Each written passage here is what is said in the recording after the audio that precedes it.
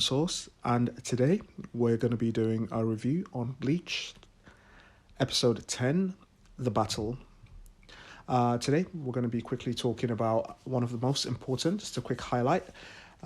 We get to see one of the most important things we've been waiting for the last 10 years, finally. Captain Kinpachi Zaraki and Captain Unohanas fight.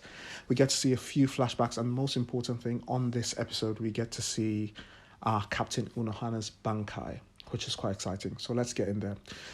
We pick it up from the last chapter, chapter 9, after Kyoraku has been appointed the head captain of the 13 Court Guard Squad after Captain Yamamoto sadly passed away.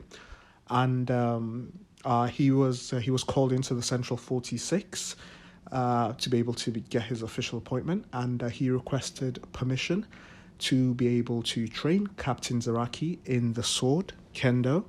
And obviously they were a bit hesitant because they were a bit worried, the beast that Captain Zaraki is, that he would rebel. So they were ordered never to train him. Even head Captain Yamamoto, they told him not to stop training him in the sword.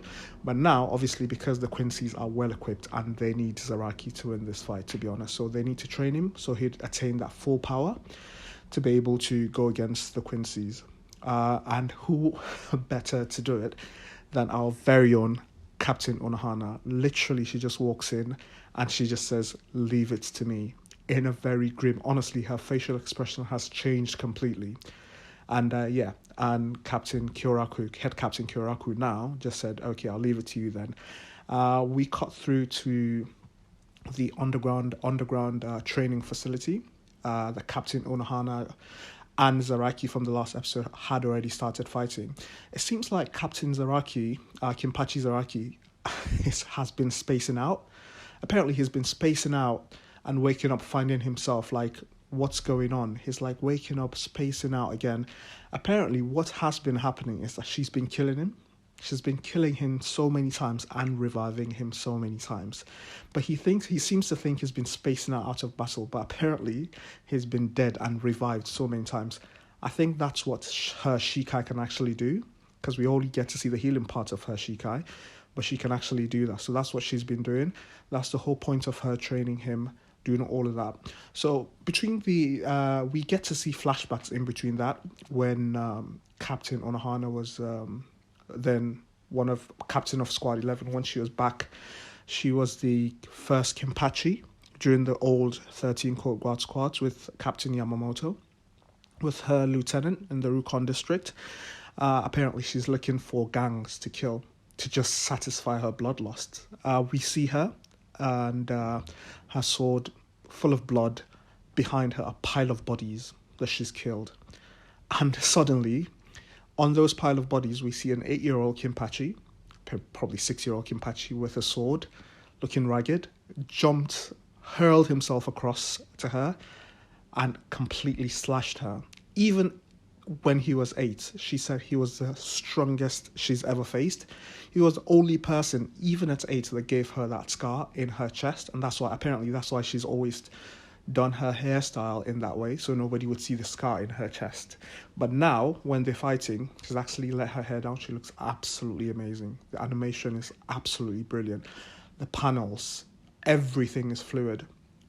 Props to the animation studio, to be honest. But she was slashing. Apparently, in the flashback, they show her and Kinpachi, a bit of her and Kinpachi, 8-year-old Kinpachi fighting. You can see he's cut her so bad. And you can see she's struggling, even an 8-year-old.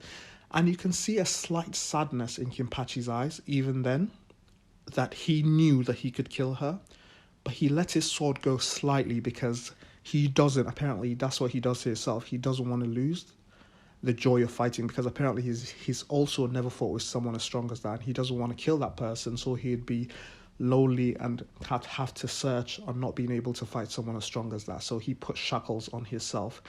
So what has happened is that now, fighting him and killing him over and over again, she's making him remember how strong he is and not putting shackles on himself, releasing his true power. And finally, the scene we get the scene that we've been waiting for all this time, for the whole 12 years for Bleach to be animated. Captain Unohanas Bankai. Oh my god. Once she releases the Bankai, apparently her sword turns to blood. Everything around her turns to blood. Yeah, it's absolutely amazing. The animation honestly has done it justice. I'm very, very happy. But yeah, everything around her turns to blood. Her sword completely, honestly, all this time, the whole thing that got me into Bleach was the whole fascination about Soul Reapers. But Unohana now has put a new definition into what a Soul Reaper is meant to be like. Extremely creepy, extremely frightening. She has completely transformed herself into a skeleton. Apparently her Bankai melts her bone and her opponent's bones, skin, flesh, to become complete bone. Literally the personification of a Soul Reaper. I mean, before we used to see like Soul Reapers, like normal Bleach Soul Reapers with black kimonos, and that's it. But this is actually the true definition of a Soul Reaper. Absolutely menacing. Brilliant color design. But yeah, she can control the whole blood around her. She can slash everything. It's absolutely ridiculous. She keeps on slashes. It seems like she's been killing him over and over again. And slowly, it seems like Captain Kinpachi's finally enjoying the battle. He's finally letting his shackles go. And finally, when he reaches his peak, it seems like he dealt the final blow. She let him stab her. Because it seemed when they were fighting, she does say that, I've always known that one of us would die at this battle. My only purpose is to be able to train you. Even when you were 80-year-old, I knew you were worthy of being the next Kinpachi. So she is officially going to transfer that title over to him as the next Kinpachi, the next strongest Soul Reaper of Squad 11. So that's literally what she's done now. And we see him stab her with the final blow. And when her Bankai disappears, he finally realizes that he's actually murdered the person that he's revered, loved for a very, very long time. He even named his lieutenant after her, Yachiro. You know, it's weird that we've never seen them talk. They've known each other for years, but we've never seen them talk. They always just glare at each other and pass by. I think he actually likes her, and she did fancy him a bit, but it's really weird. We cut back to flashback again, seeing her defeating Kinpachi, but it seems like she's almost at death door, even when he was 8. But yeah, he realizes he's killed her. He's completely devastated and screaming out. And slowly he starts hearing a voice, and that voice he's never heard before. And the voice keeps on saying, I see now you can finally hear our voice. We that we've been with you for such a long time, since from the beginning. And finally, Kinpachi Zaraki, we get to see Kinpachi Zaraki meet his Zanpakuto. Hopefully in the next episode, we'll get to find out the name of his Zanpakuto and hopefully his Bankai too as well. And yeah, we cut back to the scene in the Soul Palace, and we get Ichigo and Renji have been transported to one of our favorite characters in the Zero Division, one of 5 members. My favorite design, Nimaya Otetsu, the Zanpakuto creator. He's actually the person that created the whole Zanpakuto idea and everything. So they walk in, there he is chilling with a bunch of girls. Apparently those hot girls that you see him with are actually swords. They're called Asochi. They're just weird things. Their base form are this random sword. When you enter the Soul Academy as a student, they give you like an Asochi. It's meant to be a spirit sword, a just random normal sword. So with that sword, you do everything with that sword. You train with that sword, you sleep, you eat. That sword becomes a part of you, develop its own pseudo-personality close to you, and it becomes a Shikai, becomes a Bankai, it grows, it gets ability to be able to help you become one. It becomes your Zanpakuto, and you learn, and it teaches you that Bankai, that Shikai and everything. So it starts from the Asoshi. So it seems like all the girls, or all the beings around Nimaya are Asoshis. So yeah, he tosses Ichigo and Renji into a hole.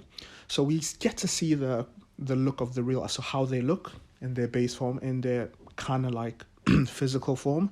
they've got this weird, creepy eyes, eyes with mouths. It's weird. The eyes have teeth and stuff like that. So what they're meant to do, they're meant to fight this Asochis, and it's like the one that you fight the most and you beat, it chooses you because you've bonded via fighting. So Ichigo and Renji go at it, and it seems like Renji was able to bond with one of the swords, the new swords, because obviously this Renji and Ichigo, their swords have been broken from fighting the Quincy, so they can't reforge the swords. They need to create another new sword. So Renji was able to be picked. Ichigo wasn't. Ichigo's fought harder than Renji, but unfortunately no swords have picked him. Nimaya was so savage and brutal. He was like, Renji, you've won. You can proceed. Ichigo, we never want to see you in the Soul Society. We never want to see you in the Soul Palace. You're not a Soul Reaper. You don't have any business with us. You're going home, and that's it for you. It was quite savage, to be fair. Ichigo was actually pissed off. Before he attacked, he sent him back home. And he said something interesting after Ichigo left. He said, you're not good to us anymore, Ichigo. Unfortunately, no sword is going to choose you because you have to be able to know your roots. And you have to be able to awaken the roots of your spiritual pressure or something like that, where you come from, and understand your bloodline.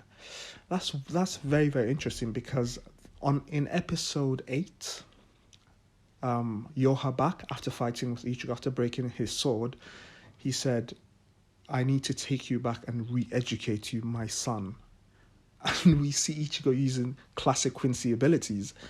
So in the next episode, we're going to, big reveal actually, we're going to get to find out why Ichigo needs to find out his roots, why Yohabak is calling him my son in the dark, and why Ichigo is able to use Bloodstain. And Yohabak actually said to Ichigo, you don't know anything about your mother. We only know that Ichigo's mom's been killed. We don't know where she comes from and everything like that, but we'll get to find out next episode. So that's episode 10. I'll try and keep updating you with new episodes every week.